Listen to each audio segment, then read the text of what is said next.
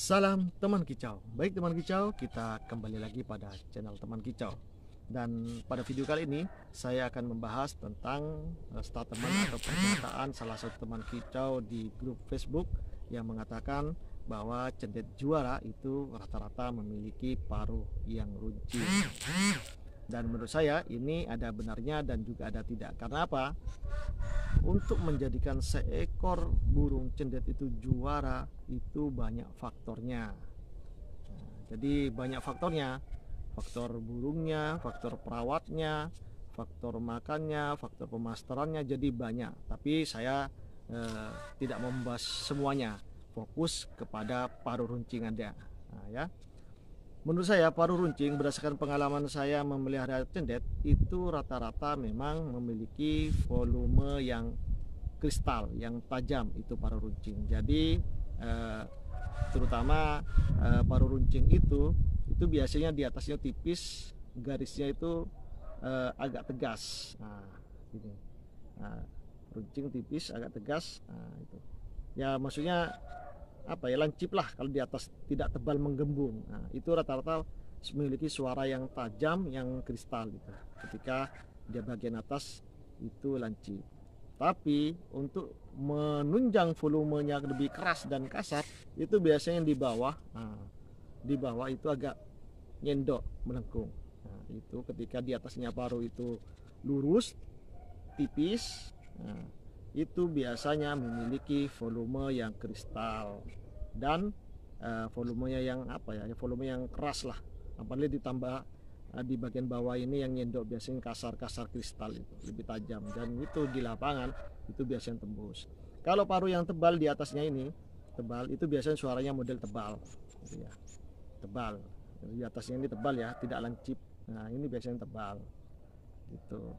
Tapi ketika yang ini tebalnya biasa, nggak kaku, itu biasanya basah suaranya seperti itu. Tapi intinya paruh runcing itu memiliki suara yang kristal, lebih tajam. Dan ditambah lagi rata-rata paruh runcing itu posisinya lurus. Agak lurus ya, walaupun tidak lurus total ya, agak melengkung dikit lah ya, lurus dibandingkan model yang lengkung lainnya. Itu ketika paruh yang lurus itu memiliki speed itu lebih rapat, perpindahan laku lebih rapat. Jadi gini, itu ya.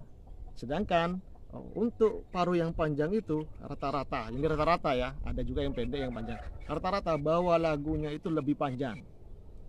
Kalau teman-teman kicau memiliki paruh cendet yang lancip, tipis dan kokoh, itu biasanya memiliki ketika memiliki materi isian yang panjang. Tapi tergantung materi isiannya di master apa. Kalau masternya pendek-pendek ya ikut pendek-pendek. Itu cuma ini perpindahan lagunya lebih cepat lah, speednya rapat. Sedangkan untuk yang paruh melengkung itu teman kicau biasanya speed itu lambat. Kalau yang melengkung kayak gini itu biasanya agak lambat. Agak lambat, apalagi yang tebal biasanya kalau paruh seperti ini. Tapi kelebihannya kalau paruh melengkung ini biasanya ketika berkicau itu harus mendangak gini, ke atas paruhnya. Tuh, ketika yang melengkung rata-rata biasanya ke atas kalau berkicau gitu ya. Tapi tetap untuk volume sendiri itu banyak faktor dalam memilih seekor cendet. Biasanya seekor anakan cendet yang memiliki volume yang kasar itu bisa ditandai dengan bentuk paruh ketika waktu kecil itu warnanya sudah gelap,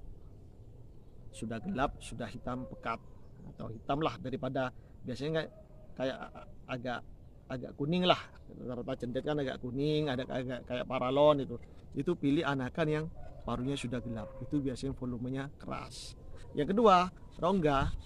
Rongga atau di rongga mulut ini warnanya merah, kan ada yang merah, maksudnya merah-merah pink lah, ada yang kuning, ada yang agak putih. Itu pilih yang agak merah, itu biasanya memiliki volume yang keras gitu. Warna kaki biasanya pilih yang kakinya sudah, kan biasanya ada yang kayak paralon, itu pilih yang gelap, itu biasanya keras gitu. Dan selanjutnya juga pilih body atau badan itu bentuknya botol. Seperti ini, bukan gepeng gini. Kalau di anu itu botol. Jadi ketika dilihat postur itu botol yang Selanjutnya bulu itu tipis, jadi ibaratnya baju itu pros body. Nah, tidak apa ya, seperti ini ya, bukan seperti ini. Nah, ini bulu yang agak lebat, pilih yang pros body. Itu biasanya bulu memiliki volume dan tampilan yang bagus, volumenya keras gitu. Ini cuma prediksi atau perkiraan dari Katuran Gun yang memiliki persentase 75 sampai 90% gitu.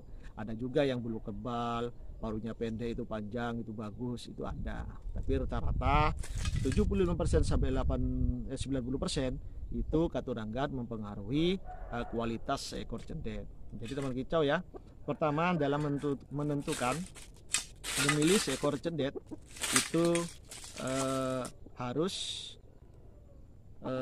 usahakan pertama paruh mulai kecil itu sudah gelap dibandingkan cendet lain. Yang kedua, rongga mulut itu agak merah. Nah, itu ya. Yang ketiga, warna kaki itu gelap. Yang keempat, dan ini menurut saya prioritas utama, walaupun paruhnya model apapun, tapi ketika postur tubuhnya itu botol, bulat dan panjang, itu saya pastikan rata-rata volumenya keras. Ingat ya, jadi seperti botol, nggak gepeng.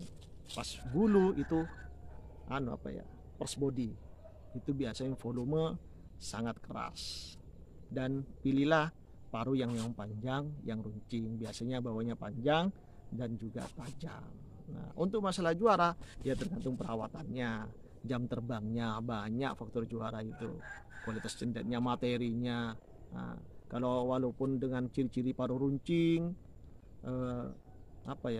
dengan paruh warna gelap, panjang, tapi masternya jelek, masteran di cuma ala kadarnya, ya bunyinya ya ala kadarnya. Jadi tergantung perawatan dan kualitas jam terbang burung cendet itu sendiri untuk juara. Ya mungkin tema bahasan saya sangat panjang, tapi berkaitan dengan paruh seekor burung cendet. Jadi upayakan teman-teman kicau apa yang saya pesankan tadi, dalam memilih seekor burung cendet itu memang yang harus ya runcing lah. Saya lebih bagus yang runcing, karena apa? Itu lebih kristal, lebih tajam. Mungkin dalam mengetes burung yang memiliki paruh runcing itu jangan di rumah. Biasanya karakter suara cendet kan ada 3, ada yang kristal, ada yang tebal, ada yang kasar. Nah, ketika 3 faktor ini digandeng di rumah, itu yang paling dominan itu kasar, kelihatan, lebih nyaring. Yang kedua tebal, yang tajam ini nggak kedengaran. Tapi ketajam ini ketika ditaruh di gantangan ramainya orang yang berteriak-teriak, ini lebih tembus, ini lebih nyeleneh. Itu yang kristal kerjanya ketika di gantangan.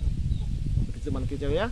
Semoga penjelasan saya ini bisa dipahami dan bisa bermanfaat bagi teman kicau dalam memelihara burung cendet. Dan jangan lupa untuk mendukung channel saya, terus simak channel saya teman kicau, dan jangan lupa like dan subscribe channel ini ya. Salam teman kicau.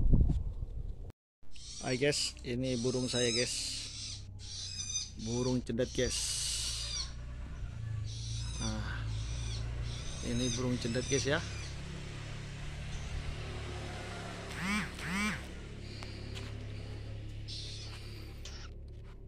Ini trah